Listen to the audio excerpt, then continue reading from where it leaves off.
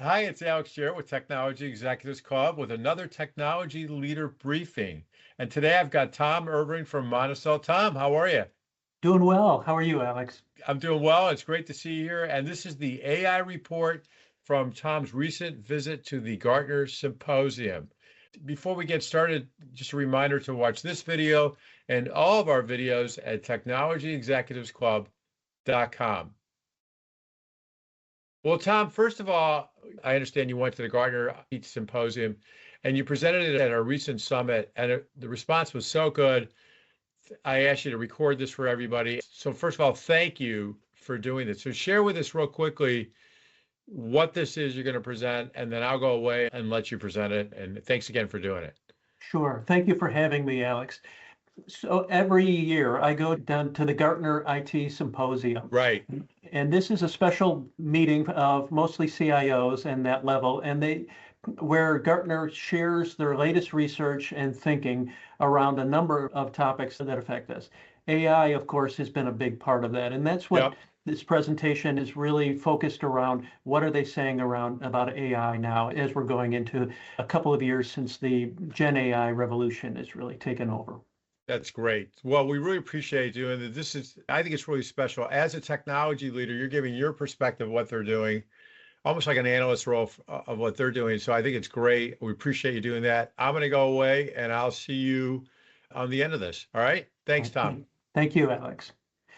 So when I went in there, they classify what they call this as the AI moment. That's kind of an overriding theme here.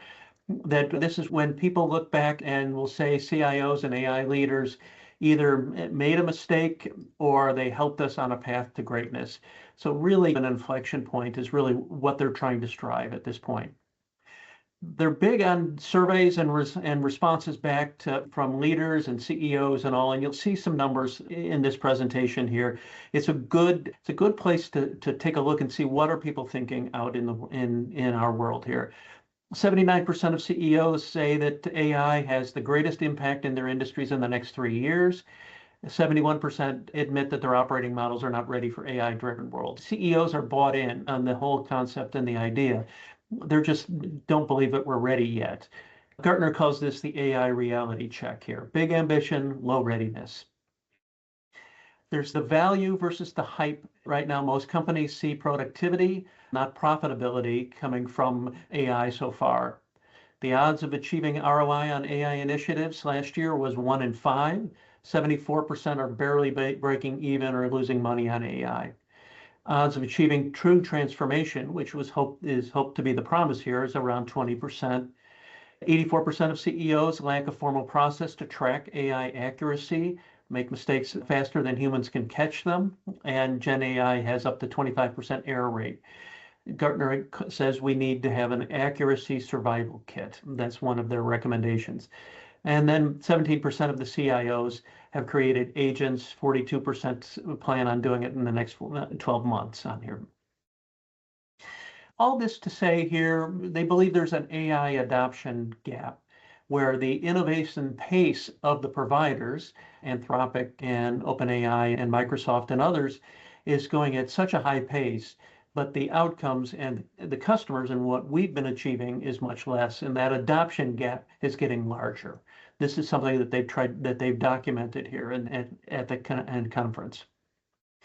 So question, are we ready here? I think we already know we're probably not here, but 87% of employees are interested in using AI tools, but only 32% of them are confident in leadership to drive AI transformation. So as IT leaders, they're really talking about us here. AI implementation costs average $1.9 million per company, but that's only the cost on day one. This is another piece that they really talked about in the initial keynote of the conference on here. And some examples of what additional costs that we may not have been calculating are, for every 100 days of implementation, AI adds 25 more days to train staff. So that's trained staff as users, but trained staff in IT as well to be able to support these AI initiatives. Change management can be another 100 to 200 days. That's 200% more than implementation. So huge uplift on here, more than traditional application development type of projects. And AI tool management, what I'm calling a tail here. Once you build it, and even if after you train people and try to go through the implementation piece on here and change management on here, there's still a lot more on there that you need to account and we don't always think about. For every AI tool that you buy, there's 10 ancillary costs that you didn't anticipate. Managing access credentials, usually in a different way, of the agents, acquiring new data sets, and so on. So this can be beyond what you originally estimated in your first implementation. There's also the whole concept about governance on here, and they're calling it an imperative. That AI governance is the policy, the decision rights, and accountability for all the AI risks and investments. Earlier, I mentioned that there is real concern about how fast agents and AI is working, faster than we can keep track of. This is where this comes into play here. Can you build the governance in place to be able to make sure that you're not allowing AI to take over, to go down wrong paths on here? So Gartner recommends that you focus on policy and controls, ethics, risk, privacy, operating model, clear roles and decision rights, and oversight systems, monitoring, vendor control, compliance. So all of those things are where we should focus on as we start on down this compliance road. So they came out, Gartner likes their models, and they have a new model here that they rolled out on here called the Gartner Positioning System here. And so it's a quadrant turned on a corner here, but it's also one here that measures AI readiness versus human readiness. So what can the AI tool do versus whether or not we're ready to move forward on here.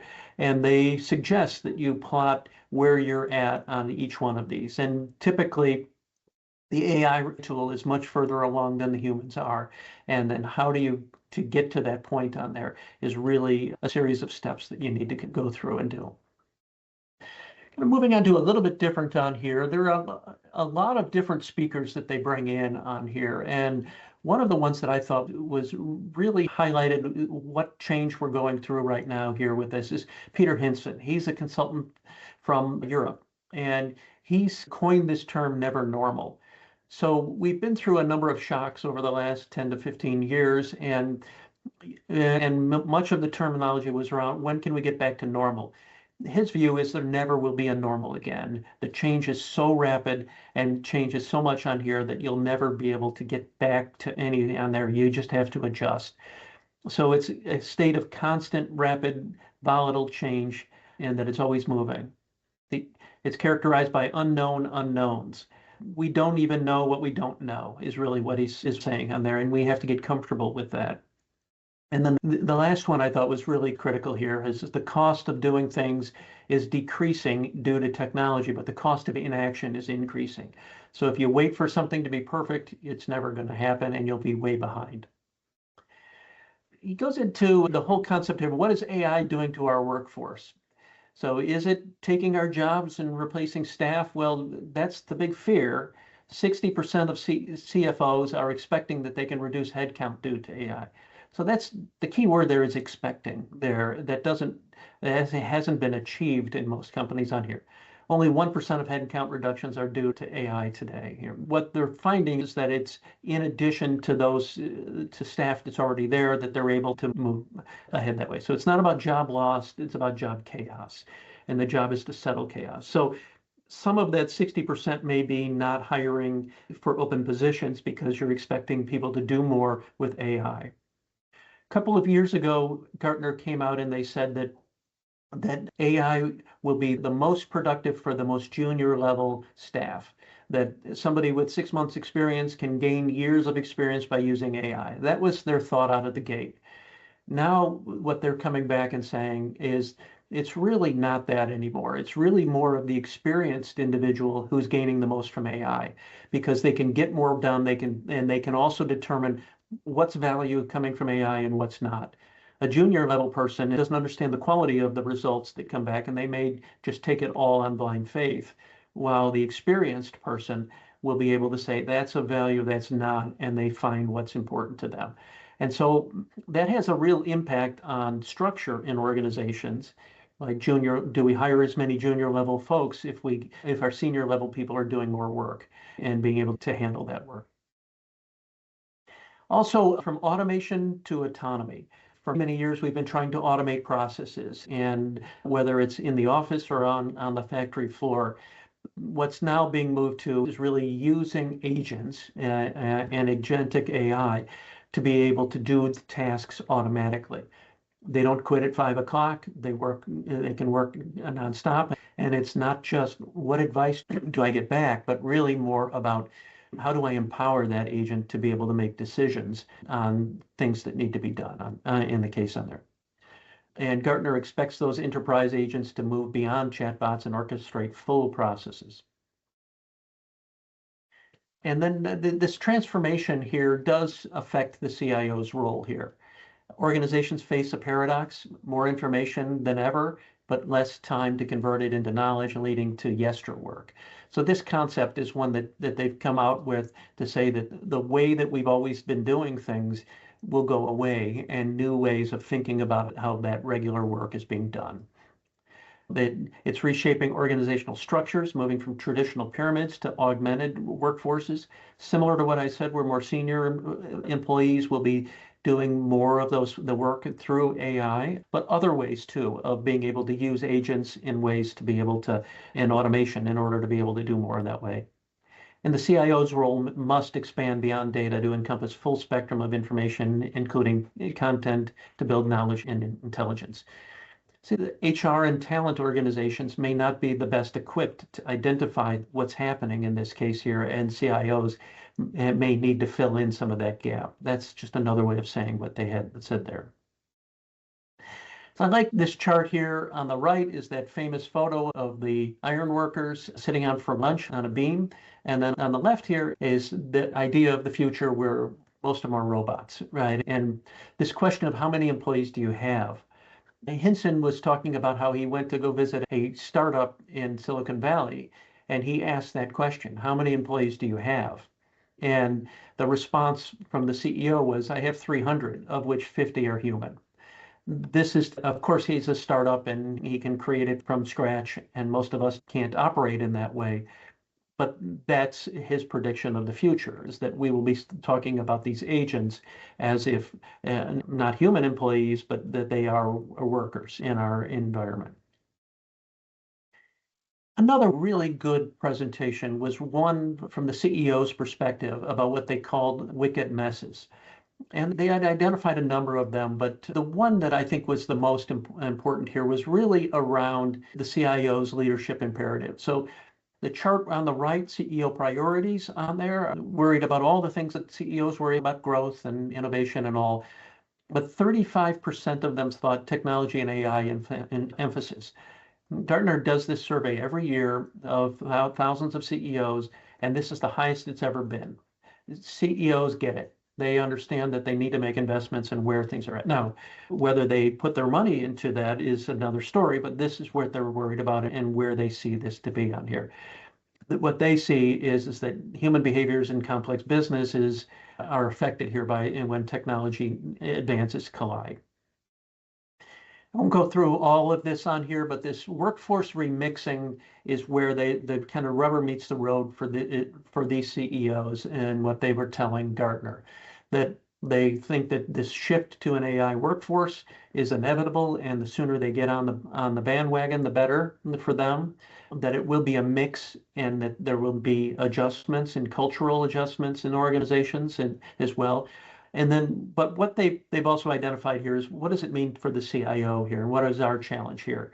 That only 11% of CEOs trust the CIOs to lead these new projects, preferring CFOs or COOs due to the low AI savviness. So they're talking about IT leaders here, and that CEOs may not be as confident that they are able to make this change happen. And the imperative for IT leaders here is really to improve the CEO perception by clearly communicating AI value, aligning ambitions with execution, and demonstrating leadership to transform challenges. So it's less about how do you talk about that technology, but how do you talk about it in a way that's going to be able to be at the CEO's level. Remember, their expectations were very high, and where they think that they should be on here. CIOs are a little bit more grounded in this technology. So something practical that came out of the Gartner one on here is they identified 4 Gen AI skills for that we need to be focused on here as IT leaders. One is making sure that we're doing a good job of identifying what the use cases are of where we're going to spend the money. $1.9 million, a lot of money. Are you picking the right use cases? Not everything needs to be AI. Some of it is just good old data science, or it can be done in other ways, just automation. So pick the right ones that manage that way. Technical fluency, make sure that you understand about how LLMs work and what they can and can't do and how we're leveraging those. Effective prompting. So writing your prompts in the right way will get better results back. Training your folks at your organization about that is critical. So that should be on everyone's program list of how do we make sure that because people are using them and they're going off and doing it, and they may be doing them right, they may not be. It's important to be able to provide that kind of training. And then discernment, judging output quality. So are we getting the value out of it? What do we need to do in order to be able to do that? This last quote on here, 90% of new AI skills are lost within a week unless reinforced. So don't just have the training, don't just have a AI day. How do you follow up? How do you make sure that people are using the tools and that they're sharing and learning from each other? What does it mean for your organization? AI is not a tool, just a tool. It's a capability and that needs to be led and governed. So their prioritization on here was really 3 things: build AI literacy among the business units. So prompting is one of those, but make sure people understand what it can do and how they should be using it. Balance governance and experimentation. So you don't want to just clamp down, or you don't want to wait until you get perfect data in order to be able to do that, but you want to make sure that you know how it's being used on there. And then measure return on employee along with ROI. So the concept of return on employee is around the efficiencies that people get while using any kind of tool, but especially around AI, means that they're freeing up time. How are they using that time? If they free up an hour a week because they're using AI in a certain way on here, are they using that hour to do another project that they might not have gotten to? Or are they taking 30 minutes to walk the dog? Or are they taking a nap during the afternoon? Or how are they using that? Some of those may be beneficial to the employee, but it may not be ROI. So making sure that we understand how we're getting what we're doing with some of those gains on here. And these things need to be ready as we get to agentic, or those agents, which can then be automated and move in those ways.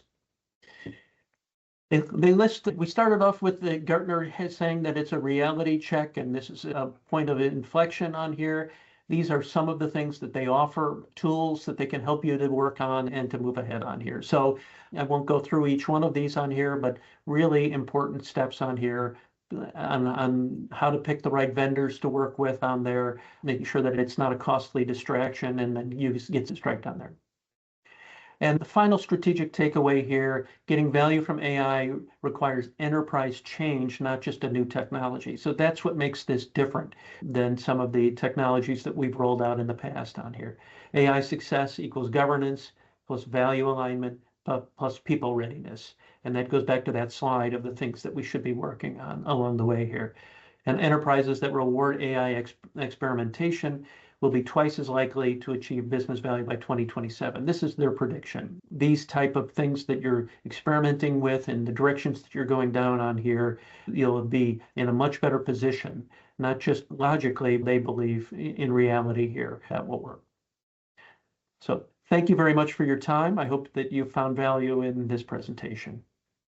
That was awesome, Tom. All right, Tom. So offline, you and I just went through the slides. There's so many good slides here, but we can only highlight at the end here a couple slides. So everybody watch this presentation a couple times. I know I'm going to, but here's some key moments here. And I think, Tom, on this slide, enterprises that reward AI experimentation will be twice as likely to achieve business value by 27. That's a big deal here, Yes. don't you think? I sure do. I think what it's saying is that it is changing so much and you don't want to get behind. It's a real advantage that happens along the way. So it's not just about keeping up, but the experimentation is that how are we making it fit for our business, our organizations? So this is not the kind of technology shift that you just say, we'll wait and see how it goes. You really have to take action. Yes, I think the difference is that it's happening faster and that the CEOs are bought in from the Yeah. start. So let's go to that. There's no normal slide. Sure. So in the past, we've had shocks in our external environment, and then we've Yeah. adjusted and created a normal state again where things were pretty predictable. What he's saying is that we'll never get to that point. One of the things that he had talked about is that we used to have 4 years between planning cycle between when a plan could be put in place and then you had to go in and examine it again. He's saying now it's less than 2 years. And so it takes a while to go through that process. Yeah. And if you're going through it and by the time you implement it, you have to change it again. You have to change how you're doing that. So as you're creating the new plan, you have to be thinking about how am I changing that plan and going through that. So it's more than just being agile, it's being open to how do we react to how things are changing so rapidly. Yeah. So let's go to the CEO. 79% of CEOs say AI. Let's cut that in half and say, they're, buying the hype. This is a huge number, but they also get that their operating models aren't there yet. So they're going to tell you all, make it work. And why? Let's go to the next slide. If you shift towards this slide, they're saying that enterprises that reward AI experimentation now will be twice as likely to achieve business value by 27. Everybody, this is a big deal. Right, Tom? It sure is. It sure is. Because as we say, it's not just a technology, it's a whole enterprise change. In order to be able to do this right, you have to be able to move the organization in that way. It's not just implement a new ERP or a new CRM system. This is digital transformation 2.0. If no one's come up with that, I just did. But this is 2.0.ai.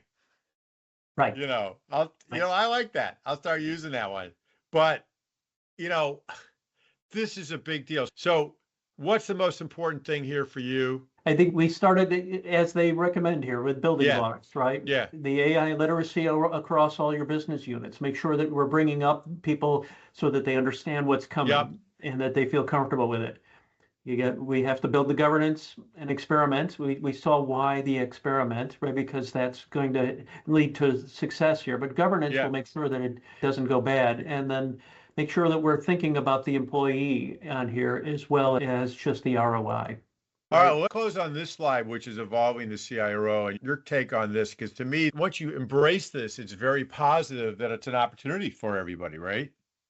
Correct. Yeah. How do we represent what the tool can, what this new change can do towards the type of work and the process? That's that yester work piece on there. I think the second one is what does it mean to organizational structures? And is there a role here for CIOs to be able to have more of how that structure looks like on here and this full spectrum of information?